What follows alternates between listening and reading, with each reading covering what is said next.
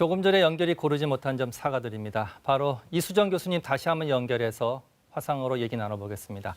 교수님 지금 목소리 들리십니까? 네, 들립니다. 예.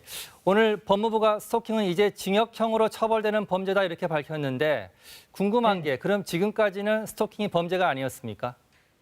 네, 지금까지는 스토킹이라는 죄명은 없었고요. 다만 경범죄 처벌법에 지금 지속적 괴롭힘이라는 죄명이 있어서 10만 원 이하의 과태료를 줄 수가 있었습니다. 예. 그러다 보니까 벌금이 너무 이 어떤 범죄 행동에 대한 제지력이 낮다 보니까 가해자가 처벌받는다라는 생각이 없어서 예. 재차 반복되는 일들이 계속 존재했었죠. 자, 스토킹은 이 강력 범죄로 이어질 가능성이 큰데 지난해 아파트 주민을 살해하고 불을 지른 안인득 사건 역시 그 시작이 스토킹이었죠.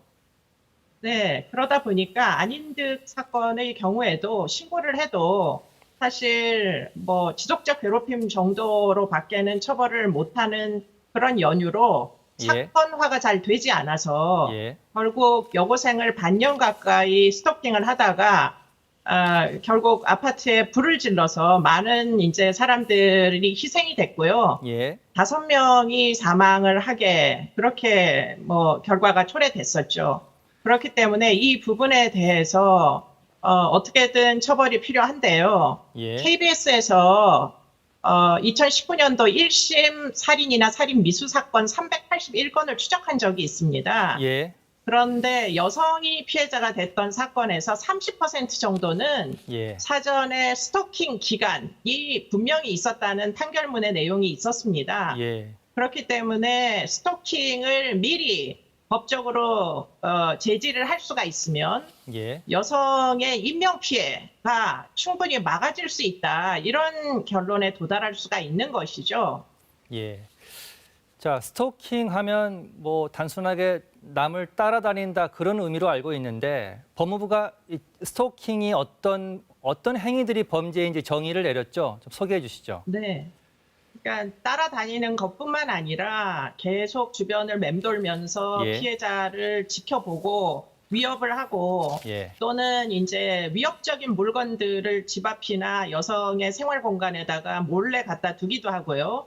그 중에는 뭐 반려견이 이제 뭐 죽은 끔찍한 이런 이제 물건들을 갖다 두기도 하고 또 온라인으로 협박 등을 하기도 하고요. 그렇기 때문에 이런 다양한 행동을 스토킹 범죄로 정의를 하기에 이르렀고요. 이런 부분이 이번에 정부에서 발의하는 스토킹 방지법 안에 처벌법 안에 포함되어 있는 것으로 알고 있습니다. 자, 그런데 스토킹은 재범도 높고 또 다른 범죄로 이어질 가능성도 높지 않습니까? 피해자를 보호할 수 있는 방법이 분명히 있어야 할 것 같은데요. 네. 그래서 일단 정부 안에는 3년 이하의 징역을 주게 되어 있고요. 흉기 등을 들고 스토킹을 하면 5년 이하의 징역을 주기로 했는데요. 그뿐만 아니라 여러 가지 임시조치 등을 집행할 수 있도록 만들어져 있습니다. 그래서 피해자에게는 이제 쉼터 등으로 안전하게 대피를 할 수 있도록 보호 조치를 한다거나 또는 가해자에게는 피해자에 대한 접근 금지 명령이나 또는 이제 잠정 조치라고 해가지고요. 스토킹을 하는 것만으로도 반복이 되는 경우에는 유치장이나 구치소에 유치할 수 있도록 그렇게 임시 조치를 할 수 있게 그렇게 지금 정부안이 마련되어 있습니다. 자, 그러면 교수님이 보시기에 이 정부안 스토킹 범죄를 확실히 처벌하고 예방할 수 있다고 보십니까? 어떻습니까? 일단은 임시조치를 당연히 여러 번 위법을 할 건데요. 그렇기 때문에 스토커들에게 임시조치를 상습 위반한 경우에 엄격하게 형사처벌을 내릴 수가 있느냐 하는 것이 이제 관건이 될 것이고요. 그런 판단을 함에 있어서 지금 이제 재발 가능성에 대한 전문적인 평가 기준 같은 것들이 마련이 돼야 될 것이고요.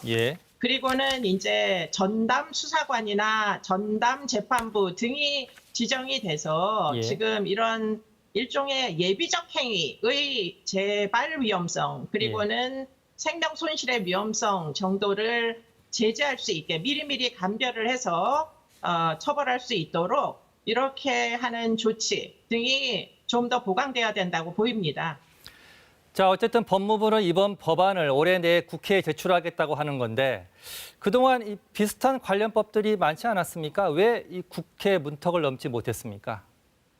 제일 중요했던 부분은 스토킹이 결국에는 인명피해를 유발할 수도 있는 중대한 범죄다라는 인식이 지금까지는 많지 않았던 것 같고요. 예. 그러나 최근에 일어난 아까 말씀하신 안인득 사건이나 예. 실제로 인명피해가 유발될 수 있다라는 여러 가지 구체적 사건들 그리고는 KBS를 포함한 연구원 등에서 이제 실증적으로 인명피해가 몇 %에서 발생하는지 하는 연구의 결과들이 지금 아마도 상당 부분 국회의원들을 설득하기에 이른 것으로 보이고요. 예. 그래서 정부도 재차 지금 이번에만큼은 스토킹 처벌법의 입법이 필요하다. 예. 그래서 법안을 제출하는 것으로 알고 있습니다. 예, 교수님 말씀 여기까지 듣겠습니다. 지금까지 이수정 경기대 교수였습니다. 고맙습니다. 고맙습니다.